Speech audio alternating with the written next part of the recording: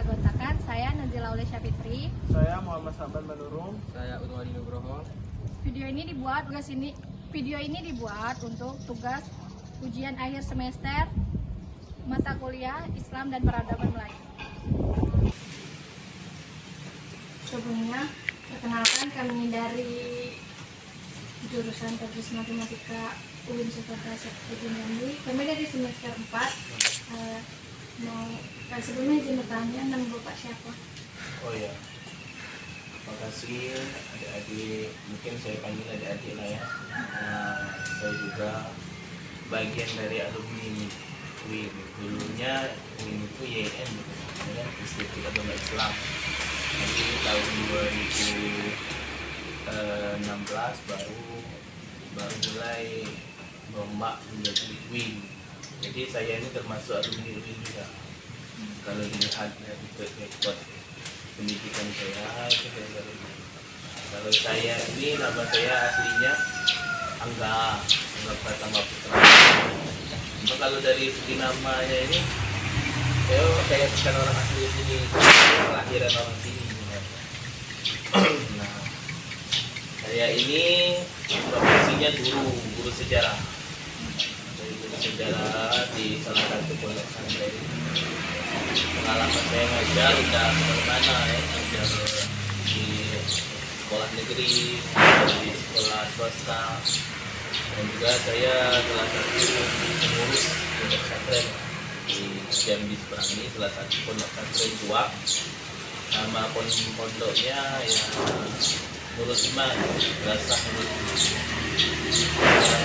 Tempat dikasih gitu. Saya sudah menginjak umur 35 tahun. Nah, saya aslinya orang Jambi Seberang. Kalau orang sebelah sana bilangnya ini adalah cagar budaya Islam religi. Cagar religinya Jambi ya di wilayah kami. Karena di sini banyak bukti-bukti peninggalan sejarah yang masih otentik, yang masih bisa dipegang. Nah, banyak dikitnya itu mungkin perkenalan kita ya. Sebelum itu kami perkenalan dulu. Iya boleh. Kami nama saya Nazila Aulia Syafitri, biasanya dipanggil Zila. Dan nama kami Muhammad Saban Manurung, biasa dipanggil Saban. Orang Medan ya? Iya. Di sini kami izin wawancarai. Itu pertama, kapan Islam pertama kali masuk ke wilayah Jambi?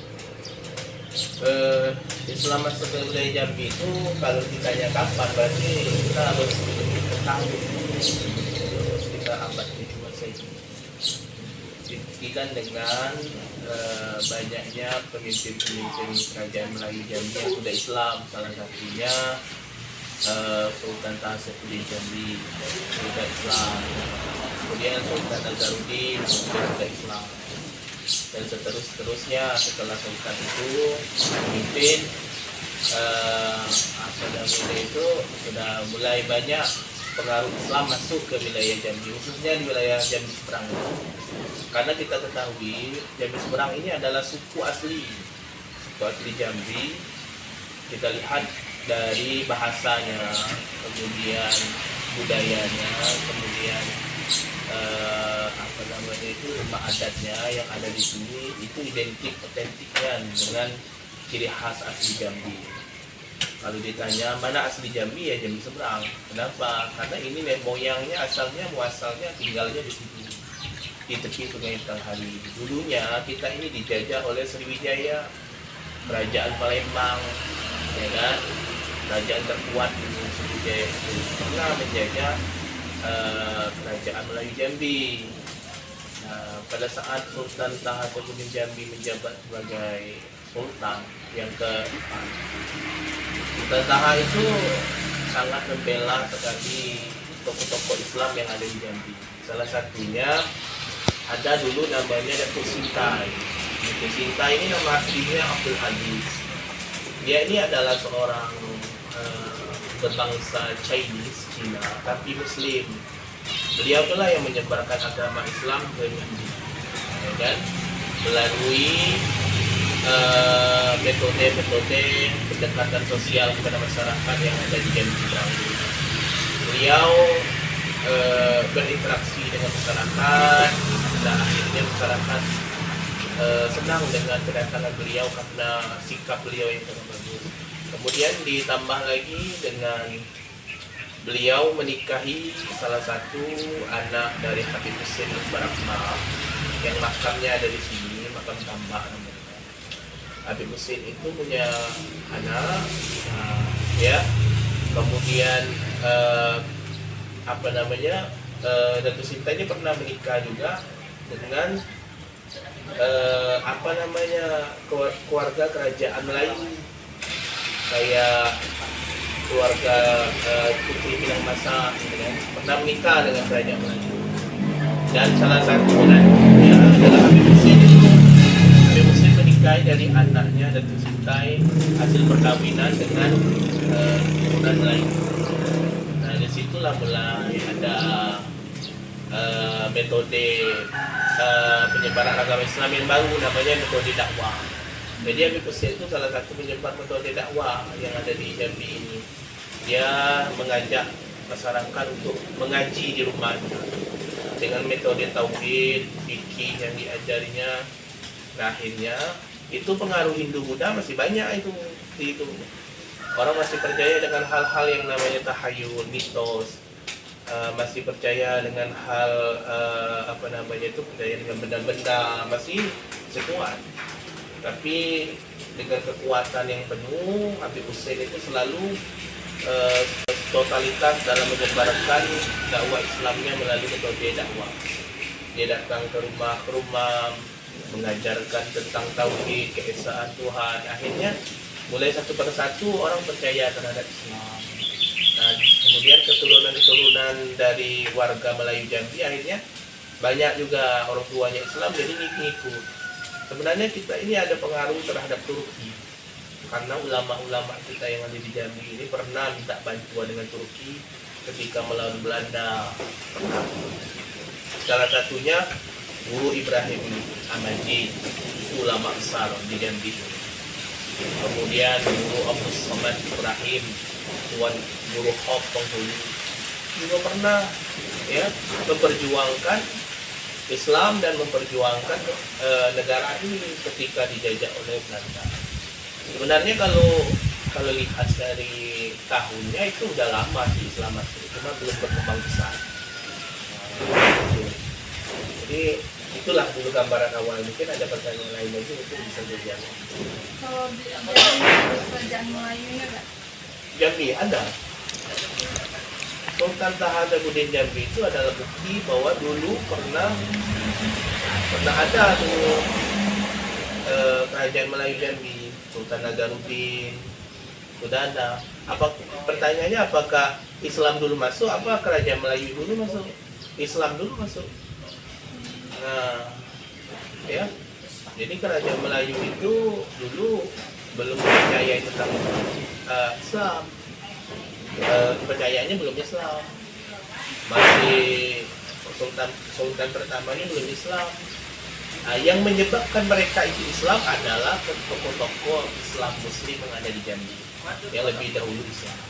Nah, jadi kalau ditanya Islam dulu dah masuk, ya.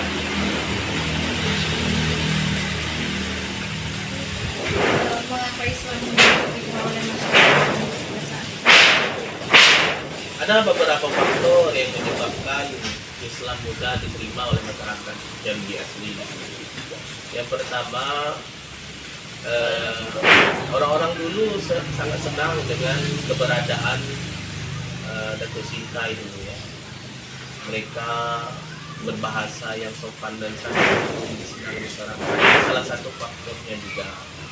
Kemudian metode yang dipakai, kemudian ajaran Islam yang menyebar itu menggunakan kesenian. Jadi Islam itu datang tidak harus dengan metode dakwah, ada juga melalui kesenian, ada juga melalui perkawinan. Jadi antara orang Islam kawin dengan orang Melayu yang bukan Islam, akhirnya dia bisa jadi Islam semua.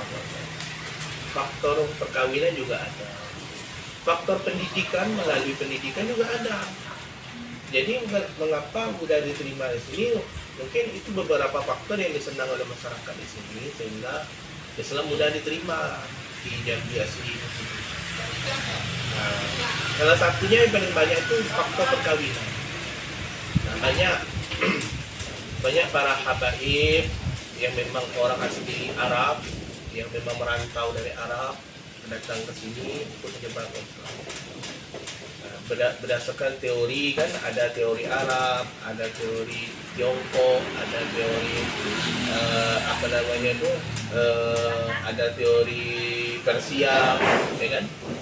Nah, bahwa Islam itu datang dibawa oleh para pedagang-pedagang Arab yang datang ke Jambi.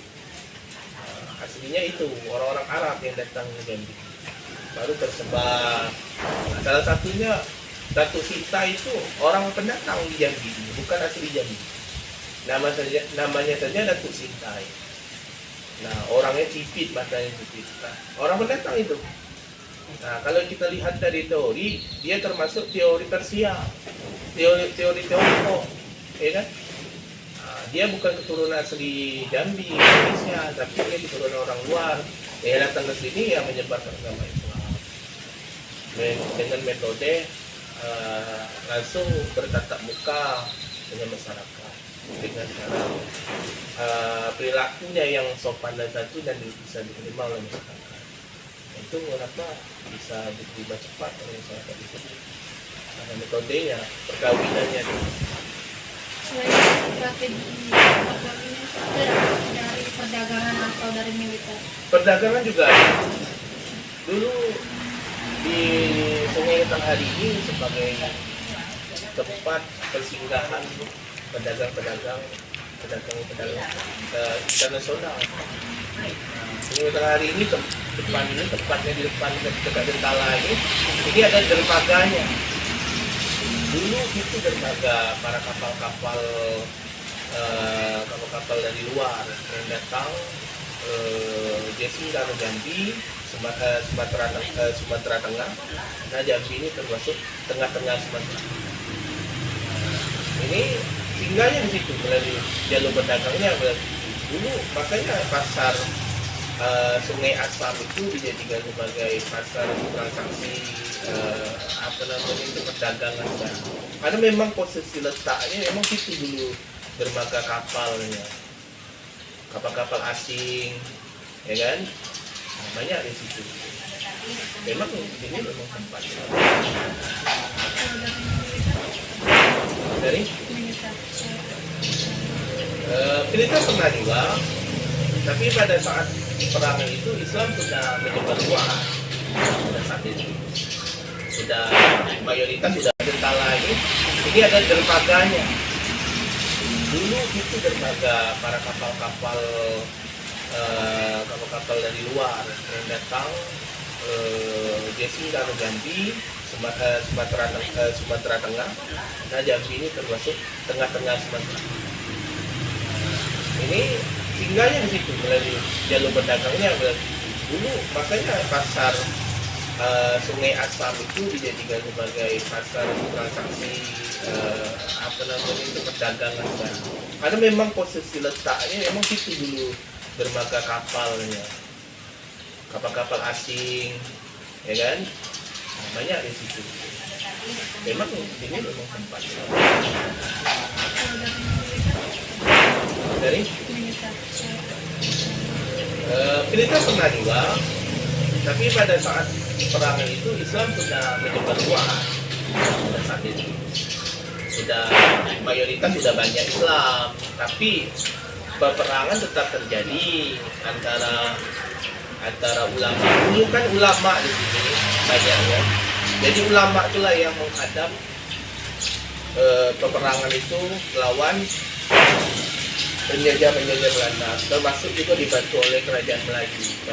Kayak Sultan Taha kan dibunuh oleh dalam peperangan lawan Belanda, meninggal.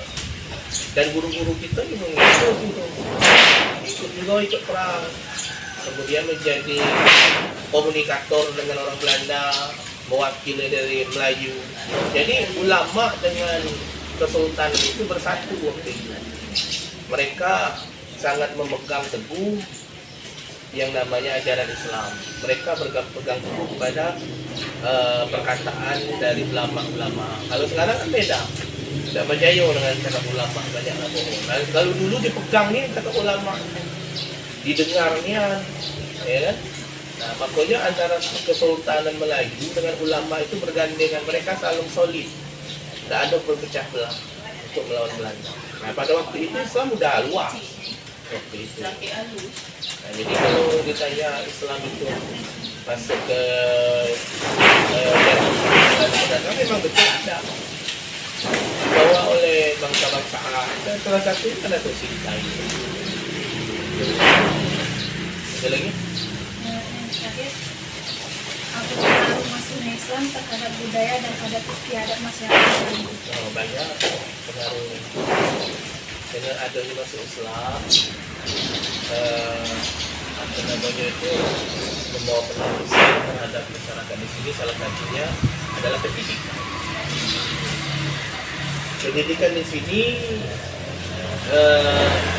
dengan adanya Islam masuk, anak-anak sudah tahu belajar yang namanya Al-Quran, belajar hafal hadis Nabi, kemudian hafal metode pendidikan, metode dakwah yang dipakai oleh ulama-ulama kita itu dipakai sampai sekarang di sini. Nah, pengaruhnya besar, ya. Anak-anak itu kalau ngaji itu dia masih pakai kitab karangan ulama lama, macam nama apa namanya itu, nama Nabi itu selalu dihafal gitu. Pengaruhnya. Kemudian dulu ada tengkuluk ya, apa namanya itu, kain duo. Kalau orang nak tengok orang pengantin itu pakai kain duo kayak gitu. Kenapa itu? Pengaruh budaya Islam itu. Tak mau buka aurat. Jadi orang dulu kalau nak tengok pengantin tak nampak dah balaknya, cuma nampak kata. Itu sangat berpengaruh dengan budaya. Kemudian di sini ada kegiatan Hari Besar Islam, kayak apa namanya itu Maulid Nabi, Sholat Mi'raj. Nah kalau kami di sini Maulid Nabi 2 kali. Malamnya itu acara inti, karena masuknya bulan Maulid itu malam. Kalau siang besoknya itu lah lewat benar. Nah, sunnahnya itu malam. Nah sampai sekarang budaya itu masih terjadi di sini. Jadi kalau Maulid Nabi itu sebenarnya 2 kali. Yang pertama malam di madrasah atau di masjid. Nah siang besoknya acara inti kayak sama. Kalau malamnya itu kayak pembacaan pembacaan hadis dan lain sebagainya. Nah siangnya itu baru acara dengar ceramah. Nah itu budaya itu sangat berpengaruh terhadap Islam. Jadi itu dapat dari Islam. Kemudian juga di sini apa namanya itu, kalau misalnya ada perilaku yang menyimpang, ada hukum Islamnya di sini. Kayak ya di apa namanya itu dicuci kampung kalau bahasanya. Banyak kalau pengaruhnya banyak. Salah satunya metode pendidikannya berpengaruh dari Islam juga. Kemudian kegiatan masyarakatnya juga dipengaruhi oleh Islam. Kalau dulu kan pakai sarung, di sini lah ada dulu itu pakai celana, pakai sarung kalau sekolah pakai sarung.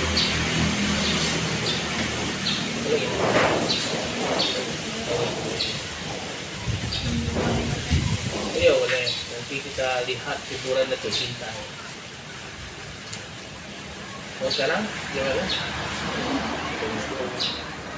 Yuk, minum dulu airnya.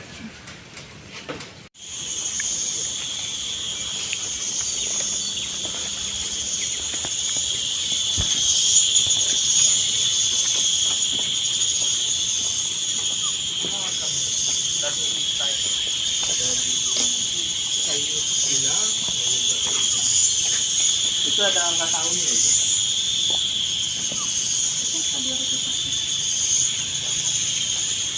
Agak dekat ya. Gak apa-apa kali ini tidak.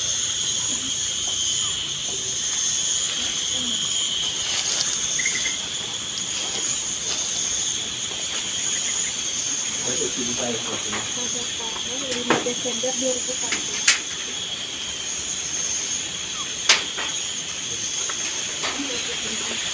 Iya, ini makamnya. Kalau yang ini Itu keluarganya.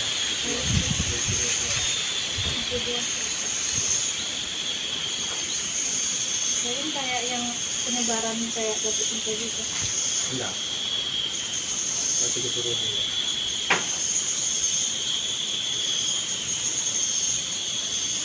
Jadi khas dengan itunya bang ya, dengan apa? Mereknya itu. Dengan apa? Kita ya bacanya. Iya tadi. Kamu ambil itu, ambil foto dari situ. Ya. Khas dengan bentuk apa namanya? Bentuk Ya reliefnya. kan bentuk Cina, budaya Cina, Gapura Cina. gapura Cina.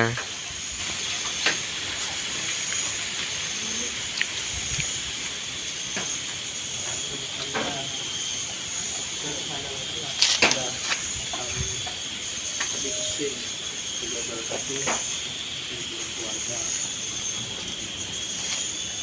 Di sini kita rawat di sini. Ini bersih. Pernah nengok makam Sultan Taha kan? Pernah bang? Nah, sono kan? Ya. Agak panjang gitu kan?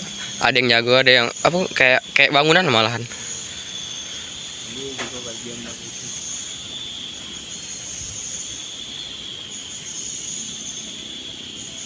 Ya, kita kali lagi ya. Iya lanjut bang. Ambil, foto ambil sini. Iya bang.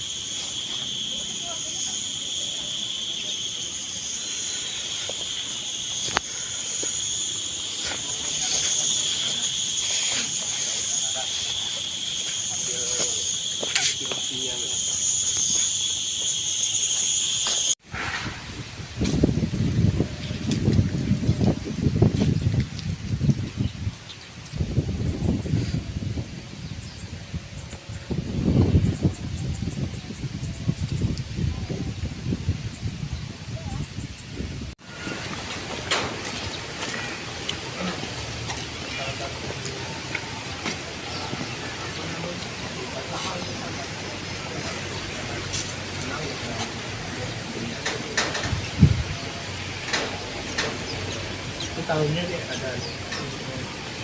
Ini siapa aja? Ini yang dulu menyebarkan agama Islam di Jambi melalui metode dakwah. Beliau ini keluarga yang kita. Habib Hussein Al-Barakah.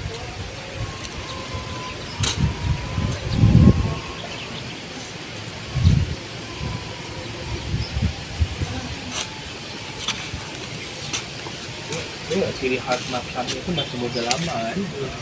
Nah tulisannya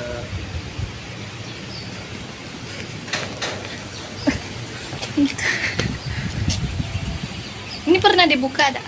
pernah setiap ada acara haul Haul. peringati wafatnya Habib itu selalu orang kesini ziarah. Jadi termasuk bagian dari program ziarah pemakaman. Kita Indonesia tapi jauh belum merdeka 1938. Wafatnya 1973. Ya umurnya ada banyak lama juga masih kelak bertitik-titik. Tapi dia membawa pengaruh besar terhadap Jambi. Di Jambi tentang yang besar metode dakwah Islamnya. Nah, salah satu masjid yang didirikannya masjid Pak Lawi yang diarahkan juga beliau itu masjid kecil ya. Ada lagi? Jauh. Ini asli ini makamnya ini atau bapakmu di Gentala. Di dalam Gentala itu ada tuh kitab-kitab ini. Cukup sekian dari kami akhiri. Wassalamualaikum warahmatullahi wabarakatuh.